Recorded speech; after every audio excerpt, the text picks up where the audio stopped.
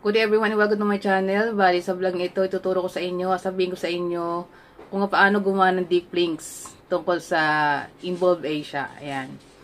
Ano nga ba to? Okay. Bali sa last na in-upload ko, sinabi sa inyo kung paano itong Involve Asia, paano kumita dito. So, yun na nga.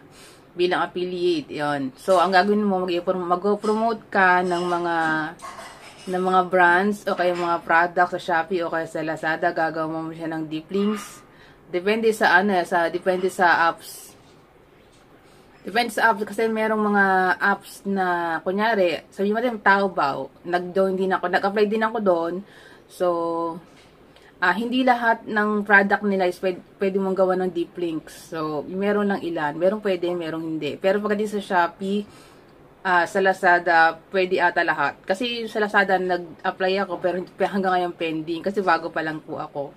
So, sa Shopee lang ako pwedeng gawa ng maraming deep links. Okay. Sasabihin ko na rin, wala pa akong 2 linggo.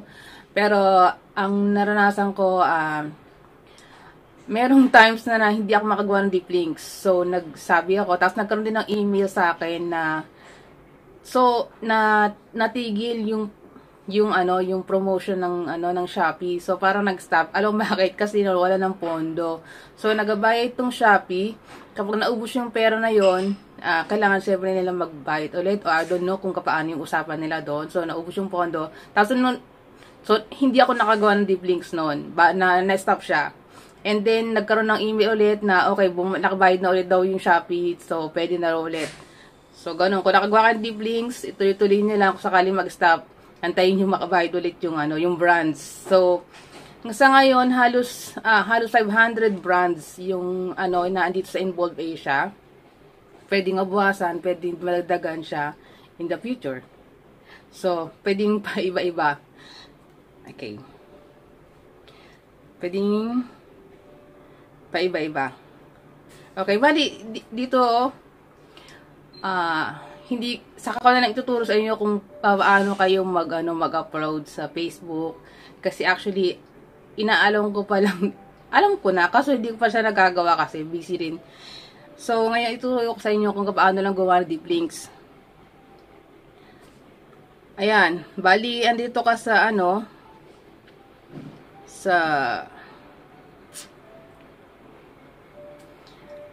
ayan. So, bali, pumunta ka syempre, sa account mo. Tapos, napakita ko sa inyo ito, yung mga yung my brands. Kung nakita nyo, yung pala nyo, isa Lazada nga pending. Tapos, ito yung napakaraming mga brands. So, titinan natin tong, loanable, Philippine CPA. Sa Pilipinas to na pwede ka mag-loan. So, ayan yung mga, kailangan nyo basahin. Yung available promotion methods. Ayan. So, yun, mag-create ka ng link and then pwede mo na siya. Yung link na yun, pwede mo gamitin para pwede ko sin mag-link. Tapos, i-paste mo siya. Ayan. Tapos, lalabas doon kung anong link yun, Loanable Philippines. Tapos, mag-generate siya ng link. Dinagdag ko rin yung aking YouTube channel. So, nag-create ako ng link and then yun na yun. Tapos, punta ka ulit doon sa Involve Asia. Makikita mo, madadagdagan yung link na yun. So, ayan, from 10 siya, nag-11, nakita nyo yun,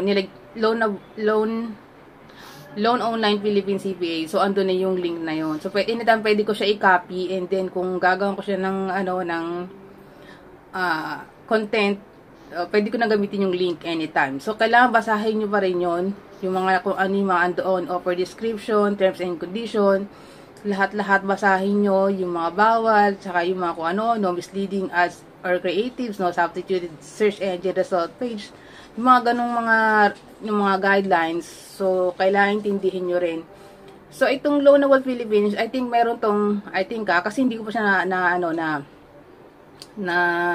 download. Meron din siyang apps. So kailangan pa rin kayong, kunyari kung gagawa mo siya ng content, siyempre para i-promote mo, kailangan may alam ka. So kailangan rin kayo mag-search. Kunyari, i-download nyo to, kung sigurado may apps to, kailangan i-download, tapos alamin nyo rin yun kung ano-ano. Kagaya kunyari, Lazada, and then yung Taobao. Siyempre, i-download mo rin, dapat alam mo rin. Meron kayong alam din. Ayan. Pero mas madali, siyempre, kung sa Lazada, at sa Shopee lang, napakadali lang gumawa ng link. Okay? So, ayun. So, basahin nyo rin yun kung saan siya pwede available tools, campaign, deep links, saka shop links.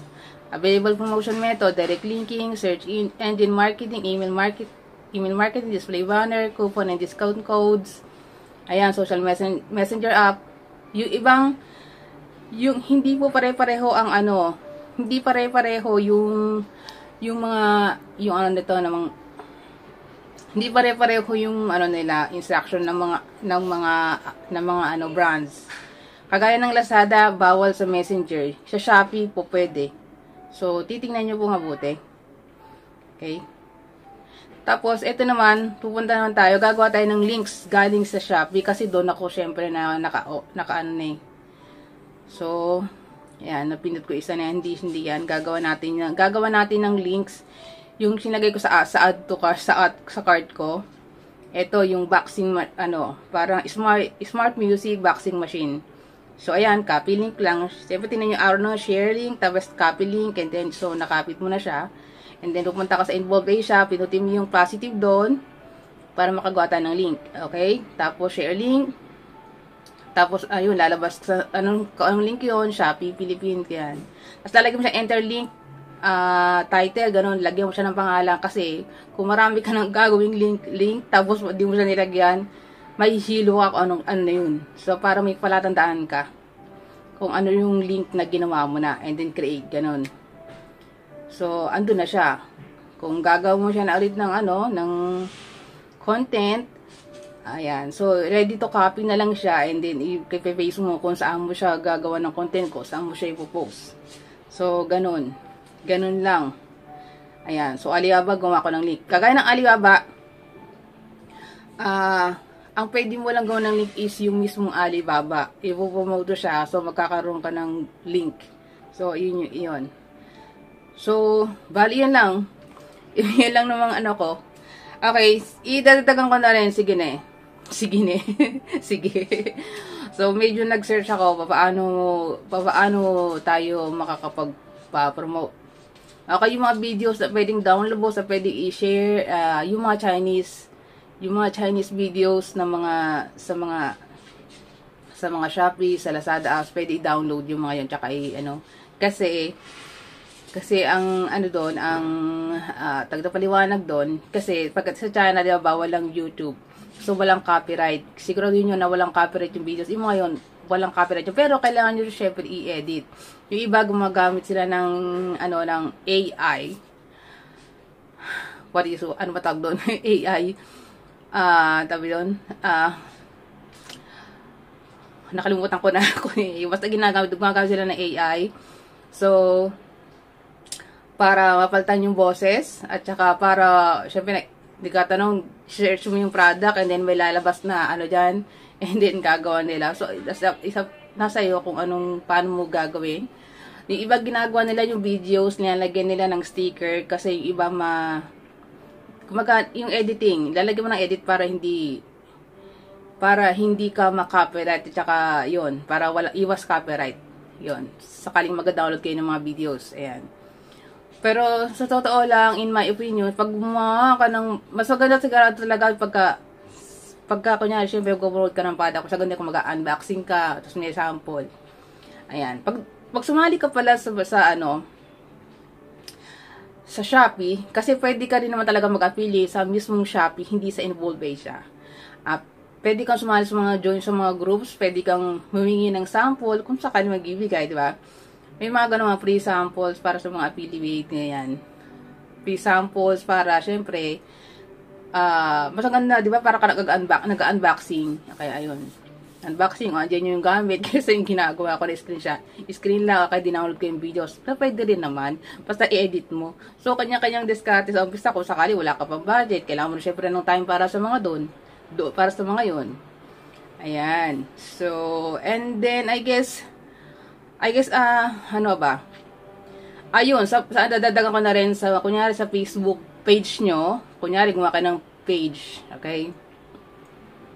Pwede rin sa Instagram. Pero sa Facebook page, siguraduhin nyo, yung link nyo, naka-paste yan sa comment section, hindi pwede sa description box. Ayan. So, bawal yun. At saka, kailangan kung syempre, gusto mo kumita ng pera, Ay, syempre, gusto mo siyang karirin talaga. Gagawa ka ng mga videos, gagawa ka mag-ano ka na. Kahit picture lang kasi sa face-to-face, di ba? Kahit picture lang, lalagyan mo na, ipopost mo na yan, lagyan mo na ng link, di ba? Lagyan mo na ng magandang caption, pwede na yan. Every 2 hours daw, yung safe. So, every 2 hours bago ako mag-post. Saka yung sa comment section, di yung comment ka ng comment ng pare-pareho lang, di ba? So, maganda daw 2 comments lang. Yun yung nakita ko suggestion ng iba na nag-a-affiliate din sa ganito rin ng business nila. Business na. Kasi kapag nag-affiliate, nag-affiliate ka, affiliate market, pasok ka dito sa business na to, negosyo to, kailangan mo rin kumuha ng BIR. Kasi kikita ka rin dito. So, lahat po syempre, lahat ng kumikita, ay dapat meron yung tax. So, dapat may BIR yan. Kung wala ka pang BIR, pwede kang yan, merong tinatawag na agency. Ayan. Pero mas ganda syempre kung may sarili kang BIR. So kung gusto mo ka rin dito, bali binibigyan na kita ng idea kung paano to. Ang gawin mo na lang, hanapin mo yung Shopee, tapos download ka, may affiliate doon, just click and then sign in and then start it. Start. Di ba maganda kasi ito kasi para kang nagbebenta na wala kang produkto and then unlimited, di ba? You have unlimited range of products na pwede mong i-promote, na pwede kang kumita. Kailangan na natin ng time para mag-promote at saka tamang timing din, di ba? O, ayun, siguro may mga tips na rin kayo kung paano gawin to. And thank you so much for watching. Hanggang sa susunod na vlog natin. And thank you na bye.